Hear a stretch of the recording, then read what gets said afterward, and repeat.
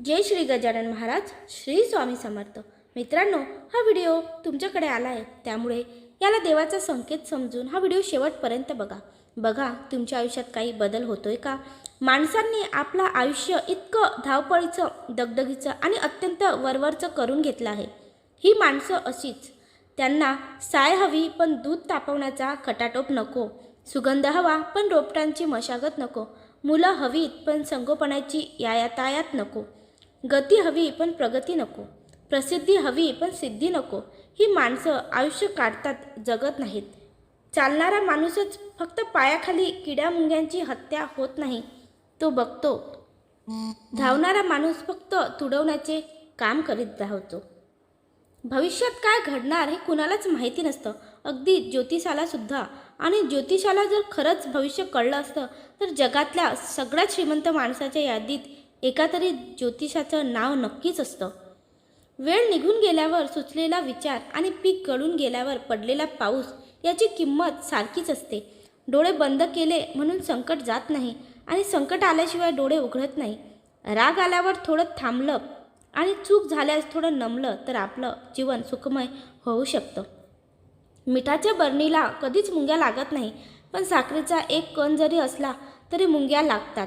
माणसाचंही तसंच आहे. गोडवा जिभेवर असेल तर सारेच धावून येतील, पण मिठासारखा खारटपणा असेल तर कोणीच येणार नाही. ज्याची वाणी गोड त्याचं आयुष्य गोड असतं. आयुष्य हे एकदाच आहे. मीपणा नको, सर्वांशी प्रेमाने राहा. सोनं वितळले की दागिने बनतात, माती नरम झाली की शेती बनते, पीठ नरम झाले की पोळी बनते. अगदी अशाच प्रकारे माणूस नम्र झाला की लोकांच्या हृदयात त्याची जागा बनते. माणूस मोठा झाला की बालपण विसरतो, लग्न झाले की आई वडिलांना विसरतो, मुलं झाले की भावंडांना विसरतो, श्रीमंत झाला की गरिबाला विसरतो, आणि म्हातारा झाला की विसरलेल्या सगळ्या व्यक्तींना तो पुन्हा आठवतो. आई वडील वयाने नव्हे तर काळीजाने म्हातारे होत असतात. कटू आहे पण सत्य आहे. जेव्हा बाळ रडतं तेव्हा पूर्ण बिल्डिंगला समजतं, पण जेव्हा आई वडील रडतात तेव्हा शेजाऱ्यांनाही पत्ता लागत नाही. ही जीवनातील सत्यता आहे. ध्येय दूर आहे म्हणून रस्ता सोडू नका. स्वप्न मनात धरलेलं कधीच मोडू नका. पावलोपावली येथील कठीण प्रसंग, फक्त ध्येय पूर्ण होईपर्यंत हार मानू नका. आयुष्य ही एक अशी ट्रेन आहे जी जन्मापासून मृत्यूपर्यंत सुखदुःखाच्या वेगवेगळ्या फलटांवर थांबते आणि आपल्याला अनुभवतात तिकीट येण्यासाठी प्रत्येक स्टेशनवर उतरायला भागच पाडते. श्री स्वामी समर्थ एक मंत्रशक्ती. फक्त एवढाच मंत्र रोज घरातील सर्वांना जपल्यास जसं जसं जप वाढत जाईल तशी तशी परिस्थिती सुधारत जाते व 6 लाख झाल्यावर या जपाची प्रचिती येऊ लागते. या जपाने पैशांचे मार्ग तर मिळतातच, परंतु मुख्य संततीविषयीची चिंता मिटते व मुलांमध्ये सुधारणा दिसू लागते. इतकेच नव्हे तर पुढील घडणाऱ्या घटनांशी आगाऊ सूचना मिळत राहते.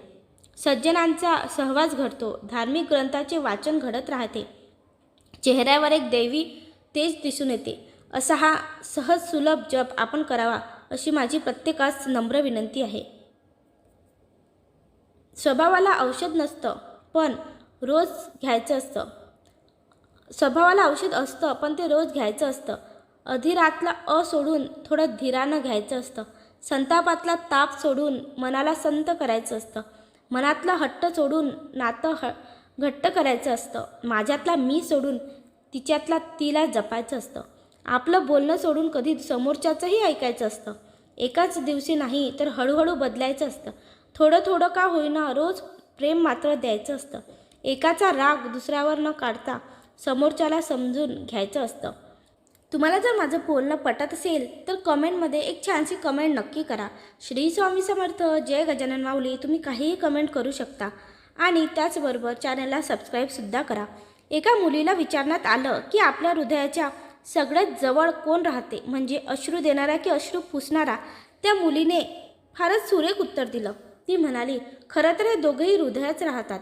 ते नेहमीच काळजाच्या अगदी जवळ राहतात. म्हणजे ज्यांच्यासाठी अश्रू येतात तो घरातून निरोप देतो आणि जो अश्रू पुसतो तो कायमच्या घरी घेऊन जातो. एक पिता असतो, तो दुसरा पती असतो. फरक फक्त एका वेलांटीचा आहे, पिता आणि पती. एक लक्षात ठेवा, आयुष्य जगताना शिळ्या भाकरीला आणि तुटक्या चप्पलला कधीच नाव ठेवायचे नाहीत, कारण भाकरी आज शिळी आहे, पण तिने काल आपलं पोट भरलं होतं. आणि चप्पल आज तुटली आहे, पण तिने काल आपल्या पायाला आधार दिला होता. म्हणून आपल्या आयुष्यातील प्रत्येक व्यक्ती ही फार मोलाची असते. फक्त तिची किंमत ही वेळ आल्यावरच कळते. चूक पैसा आहे म्हणून उधळू नका, नाहीतर नाही म्हणून खोटं सांगू नका. बोलता येतं म्हणून बरळू नका. बोललं पाहिजे त्यावेळेस बोलती बंद करू नका. हात आहेत म्हणून उगारू नका आणि गरजेला हात बांधून उभारू नका. हसता येतं म्हणून दात दाखवू नका. हसतानाही संकुचितपणा बाळगू नका. खाता येतं म्हणून अन्न सोडून खाऊ नका. खाल्लेलं सगळंच पचेल असं समजू नका. पिता येतं म्हणून अपेय पिऊ नका. आईच्या दुधाची किंमत विसरू नका. जन्माला आले म्हणून जगू नका. बोज म्हणून जगण्याला जगलं समजू नका. ज्यांना ज्यांना लहान मुली असतील त्यांनी या वयापासूनच तिच्या मनगटात रग निर्माण करा. मुलगी 10 वर्षाची होईपर्यंत 30 वर्षाच्या माणसाला लोळवेल इतका प्रचंड आत्मविश्वास तिच्यामध्ये उत्पन्न करा. मुलीला ताकदीची जाणीव करून द्या. नाजूक बिजूक हे असलेले प्रकार सोडा. डोळ्यात आग दिसली पाहिजे, भीती वाटते असं सतत म्हणण्यापेक्षा मुलींनी समाजात भिडायचं कसे ते शिकवा. Beauty parlour, fashion design, mehndi असले कोर्स करण्यापेक्षा लाठीकाठी, तलवारबाजी, कराटे, कुंफू, कुस्ती असे दर्जेदार आणि भविष्यात उपयोगी पडणाऱ्या कला अवगत करण्यात वेळ खर्ची केला गेला पाहिजे. बाद झाले आता रडत बसणे, न्याय मागणे, आता लढायला शिकू. डीपी बदलण्यापेक्षा विचार बदला. कोणाच्या मनात आपल्याबाबत काय विचार आहेत याबाबत जर आपण विचार करत असाल तर नेहमीच सुख कमी व दुःख जास्त होईल. कारण माणसं वरून जशी दिसतात आसून तशी कधीच नसतात. खायचे आणि दाखवायचे दात हे नेहमी वेगवेगळे असतात. त्यामुळे विचार जर फक्त करायचा असेल तर स्वतःच्याच बाबत नेहमी विचार दुसऱ्यांना त्या विचारात आणले तर त्रास होणारच हे स्मरणात धरा. आपण जिवंत असू तोपर्यंतच ही दुनिया सुंदर दिसत असते व सुंदर दुनियेचा अनुभव घेण्यासाठी आपली काळजी आपणच घेणे फार महत्त्वाचे असते. ऐकून घेणारा आणि दुसऱ्यांना ऐकवणारा अशी 2 प्रकारची माणसे या जगात असतात. ऐकून घेणारा समोरच्या व्यक्तीचे बोलणे संपल्यानंतर बोलतो आणि विषयाला अनुसरून बोलतो. ऐकवणारा दुसऱ्याचे म्हणणे ऐकत बसत नसतो. त्याचे विचार हे त्याच्यासाठी योग्य आणि अंतिम असतात. ऐकून घेण्यात विनम्रता असते, सहनशीलता असते, माणुसकी असते, संस्कारही असतात आणि उत्तम माणूस बनण्यासाठी हे गुण आपल्यात माणूस म्हणून असायलाच हवे. उगवलेला सूर्य मावळतो, रात्रीला संपवून पुन्हा उगवतो. उन्हाळा येतो, वृक्षांची पालवी गळून जाते. पावसाळा येताच पुन्हा नवीन पालवी येते. आयुष्यात आनंदाचे क्षण येतात, पण नंतर दुःखांना पाठवून देतात. दुसऱ्यांचं दुःख बघून आपले डोळे पाणवतात. आपलं दुःख बघून हळहळणारे क्वचितच भेटतात. आपला उपयोग असतो तोपर्यंत विचारपूस करतात. निरुपयोगी झालो की माया आटून जाते. हे सगळं असंच असतं. जो हे जाणतो माणूस येताना एकटाच येतो आणि जातानाही एकटाच जातो. मग कोणासाठी आपण काय झुरायचं आणि झुरून झुरून आपलं आयुष्य काय झिजवायचं. जेव्हा माणूस आतून तुटतो तेव्हा तो खूप शांत झालेला असतो आणि अशी माणसं लहान लहान प्रसंगांना लगेच दुखावली जातात. कारण त्या आतून तुटण्यामध्ये त्या माणसाचे सगळं काही गमावलेलं असतं. अशा लोकांना आधार देणं फारच अवघड. त्यांना ना कशाची चिंता उरलेली असते, ना प्रेम, ना भीती, ना कुठली अपेक्षा उरलेली असते. उरलेलं असतं ते फक्त आणि फक्त दुःख. असं दुःख हे जी कधी शब्दातून व्यक्त होणार नाही.